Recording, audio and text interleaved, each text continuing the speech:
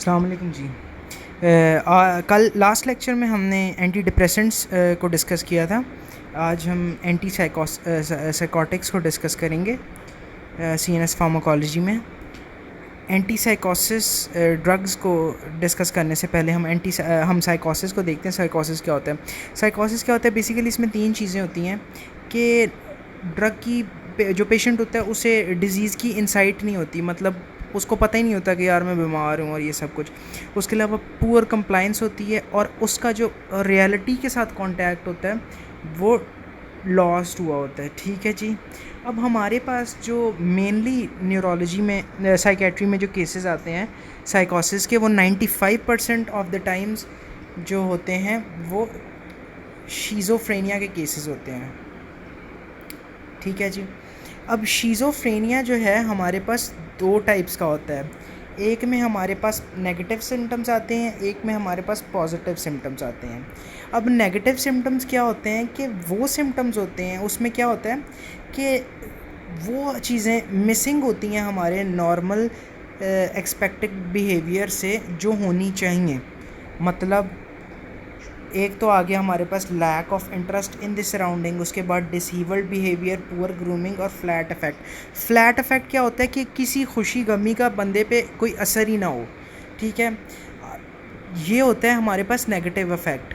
किस वजह क्या होते हैं ये कि वो अफेक्ट्स जो हमारे नॉर्मल एक्सपेक्टेड बिहेवियर में होने चाहिए वो मिसिंग होते हैं। ठीक है जी। ऑन दी अदर हैंड अगर हम पॉजिटिव सिम्टम्स को देखें तो पॉजिटिव सिम्टम्स में क्या होता है कि जो हमारे नॉर्मल एक्सपेक्टेड बिहेवियर में नहीं होने चाहिए वो एडिशनल होते हैं हमारे इंसान के बिहेवियर में।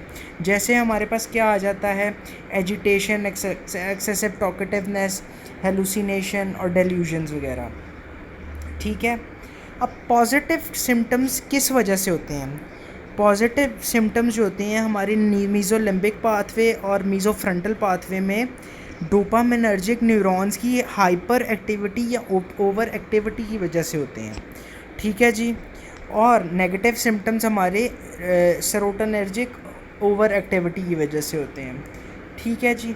अब हम देखते हैं क्लासिफिकेशन क्या है एंटी साइकोटिक्स की। अब एंटी साइकोटिक्स जो हैं हमारे पास ड्रग्स जो हैं इनका जो साइड इफ़ेक्ट्स हैं वो पहले आना शुरू हो जाते हैं और इनका एक्शन हमारे पास लेट आता है। ठीक है जी। और एंटी साइकोटिक्स के ड्रग के और भी नाम हैं, उसमें उनको हम D2 एंटेगनिस्ट भी कहते हैं, उनको हम न्यूरोलेप्टिक ड्रग्स भी कहते हैं, उनको हम एंटी साइकोटिक्स भी कहते हैं, एंटी शीज़ोफ्रेनिक भी कहते हैं और मेजर ट्रांकुलाइजर्स भी कहते हैं। माइनर ट्रांकुलाइजर्स हमारे पास बेंजोडाइज़ेपिन्स होते हैं। अब दो टाइप्स के हमारे पास एंटी साइकोटिक्स होते हैं, एक टिपिकल होते हैं और एक एटिपिकल होते हैं। अब टिपिकल हमारे पास एटिपिकल पहले देख लेते हैं। एटिपिकल में हमारे पास तीन ड्रग्स होती हैं, क्लोज़ापिन, ओलेंजापिन और रेस्पेरिडोन। इन्होंने क्या करना होता है, ये नेगेटिव सिम्टम्स को इम्प्रूव करते हैं। कैसे? ये जो सेरोटोनर्जिक ओवर एक्टिविटी होती है उसको स्टेबलाइज करते हैं और इनको एंटी सेरोटोनर्जिक भी कहा जाता है। क्यों? क्योंकि ये नेगेटिव सिम्टम्स को इम्प्रूव करते हैं।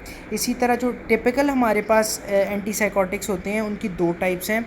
उनमें हमारे पास लो पोटेंसी में आ जाती हैं क्लोरप्रोमाजीन और थायोरिडाजोन, और हाई पोटेंसी में आ जाती हैं हमारे पास हेलोपेरिडोल और ट्राइफ्लुओपेराजीन। ठीक है जी। अब ये दोनों D2 एंटेगनिस्ट हैं और ये पॉजिटिव सिम्टम्स को इम्प्रूव करते हैं। ठीक है जी। जो हमारे पास एटिपिकल्स हैं वो नेगेटिव सिम्टम्स के लिए होते हैं और जो टिपिकल्स हैं या ट्रेडिशनल एंटीसाइकोटिक्स हैं वो हमारे पास नेगेटिव सिम्टम्स के लिए होते हैं। ठीक है जी। अब जो हमारे पास हाई पोटेंसी वाले हैं एंटीसाइकोटिक्स ट्रेडिशनल वाले, उनका जो है ना अफेक्ट जो होता है D2 एंटेगनिस्ट अफेक्ट, वो मार्क D2 एंटेगनिस्ट अफेक्ट होता है।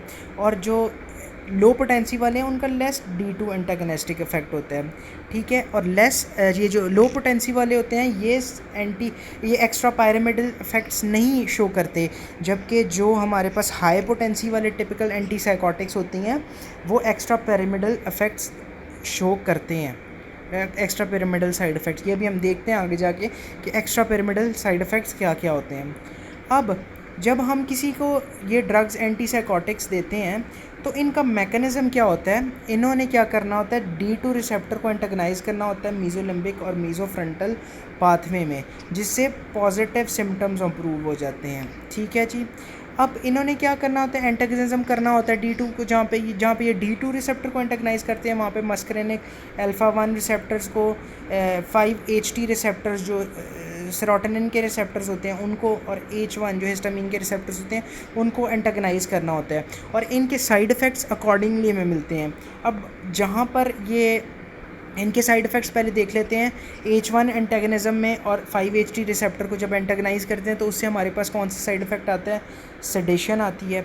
एंटी मस्करेनिक इफेक्ट में आपको पता है, हमने मस्करेनिक रिसेप्टर्स एंटी मस्करेनिक पढ़ी हुई हैं, उनके क्या साइड इफ़ेक्ट्स आ जाते हैं, ड्राइनेस ऑफ माउथ, कॉन्स्टिपेशन और टेंशन आ जाता है। उसके बाद कार्डियोवैस्कुलर सिस्टम में टैकीकार्डिया आ जाता है, प्यूपल्स में डायलेटेशन आ जाती है जिसे मिड्रियासिस कहते हैं, dry skin, flushing of skin आ जाता है। उसके अलावा अब साइड जब ये अल्फ़ा 1 रिसेप्टर को ब्लॉक करेंगे तो उसकी वजह से जो साइड इफ़ेक्ट आएंगे उसमें हमारे पास ऑर्थोस्टैटिक या पोस्चरल हाइपोटेंशन आ जाती है और एजैकुलेटरी फेलियर आ जाता है। ठीक है जी। अब देख लेते हैं जो साइड इफ़ेक्ट्स आते हैं हमारे पास D2 एंटागनिस्टिक इफेक्ट की वजह से। जब ये D2 रिसेप्टर को एंटागनाइज करेंगे तो उससे हमारे पास क्या साइड इफ़ेक्ट्स आएंगे, उससे पहले हम देख लेते हैं कि D2 की लोकलाइजेशन क्या है, या D2 रिसेप्टर हमारी बॉडी में किन किन जगहों पर प्रेजेंट है। सबसे पहले D2 रिसेप्टर्स जो है वो मीज़ोलिम्बिक और मीज़ोफ्रंटल पाथवे पर प्रेजेंट होते हैं, और जब इस जगह पर हम D2 रिसेप्टर को एंटागनाइज करते हैं तो उससे हमारे पास पॉजिटिव सिम्टम्स जो हैं ये इम्प्रूव होंगे, और जब इन जगहों पर हम D2 रिसेप्टर को एक्टिवेट करेंगे तो उससे हमारे पास पॉजिटिव सिम्टम्स शो होते हैं। सेकेंडली, ये हमारे पास नाइग्रोस्ट्राइडल पाथवे में प्रेजेंट होते हैं D2 रिसेप्टर, और नाइग्रोस्ट्राइडल पाथवे में हमारे पास D2 रिसेप्टर्स भी प्रेजेंट होते हैं। इसके अलावा हमारे पास मस्करेनिक रिसेप्टर्स भी प्रेजेंट होते हैं, और जब हम D2 रिसेप्टर्स को यहाँ पर नाइग्रोस्ट्राइडल पाथवे में एंटागनाइज करते हैं तो इस वजह से हमारे पास एक्स्ट्रा पायरामिडल साइड इफ़ेक्ट्स मिलते हैं। हमारे पास एक्स्ट्रा पायरामिडल साइड इफ़ेक्ट्स जो हैं क्यों मिलते हैं, जब हम नाइग्रोस्ट्राइडल पाथवे में D2 रिसेप्टर को एंटागनाइज करते हैं उसकी वजह से हमें एक्स्ट्रा पायरामिडल इफ़ेक्ट्स मिलते हैं। अब देख लेते हैं एक्स्ट्रा पायरामिडल इफ़ेक्ट्स होते क्या हैं। एक तो आ जाती है हमारे पास सबसे पाँच है, उनमें सबसे पहला आ जाता है एक्यूट डिस्टोनिया, जो हमारी हेड और नेक के मसल्स हैं उनमें ओवर कॉन्ट्रैक्शन आ जाती है। उसके बाद आ जाती है एकाथीजिया, उसमें हमारी मोटर रेस्टलेसनेस आ जाती है। उसके बाद हमारे पास पार्किंसनिज्म आ जाता है। ठीक है जी। और उसके बाद टार्डिव डिस्काइनेजिया आ जाता है, और न्यूरोलेप्टिक मैलिग्नेंट सिंड्रोम आ जाता है। अब न्यूरोलेप्टिक मैलिग्नेंट सिंड्रोम क्या होता है, ये सेरोटोनिन सिंड्रोम ही होता है, और मैलिग्नेंट हाइपोथर्मिया ही होता है। ये तीन चीज़ों, एक चीज़ का तीन डिफरेंट नाम है, सेरोटोनिन सिंड्रोम, मैलिग्नेंट हाइपरथर्मिया और न्यूरोलेप्टिक मैलिग्नेंट सिंड्रोम। इसमें ट्रायड होता है, हाइपरटेंशन, हाइपरथर्मिया और हाइपरटोनिया। ठीक है जी।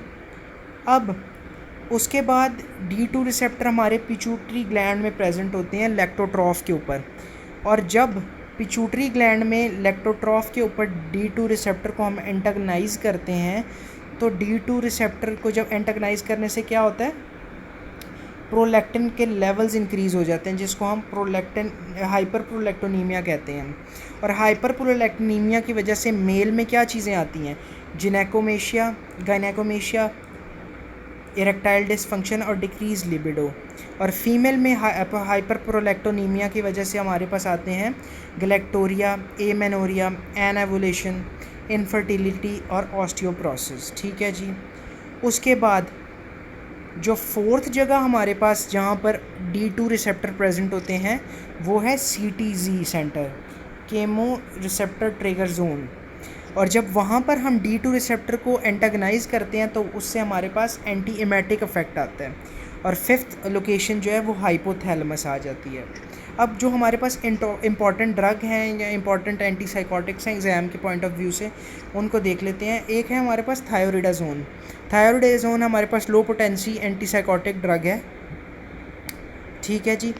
इसने क्या करना है, ये रेटिनल इसके साइड इफ़ेक्ट्स में रेटिनल पिगमेंटेशन आ जाती है, और ये प्रोलॉन्ग कर देती है QT इंटरवल को, और जब QT इंटरवल प्रोलॉन्ग होता है उससे हमारे पास पोलीमॉर्फिक वेंट्रिकुलर टैकीरिथमियाज आते हैं, जिसे टोर्सा दी पॉइंटे अरिथमिया कहते हैं।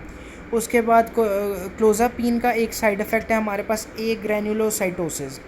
ए ग्रैन्युलोसाइटोसिस जब भी हमारी बॉडी में होगा तो ऑफ कोर्स क्योंकि टीएलसी काउंट कम हो जाएगा, न्यूट्रोफिल काउंट कम हो जाएगा, तो उसकी वजह से रिस्क ऑफ इन्फेक्शन हमारे पास ज़्यादा हो जाता है। ठीक है जी। उसके बाद हमारे पास एंटीमेटिक एक डोमपेरिडोन, इसका सेडेटिव इफेक्ट भी होता है, और हिकअप्स के लिए हम क्लोरप्रोमाजीन को यूज़ करते हैं। ठीक है जी। That's all with antipsychotics. Next में हम ओपियोइड्स को नेक्स्ट लेक्चर में हम ओपियोइड्स को डिस्कस करेंगे। Thank you so much.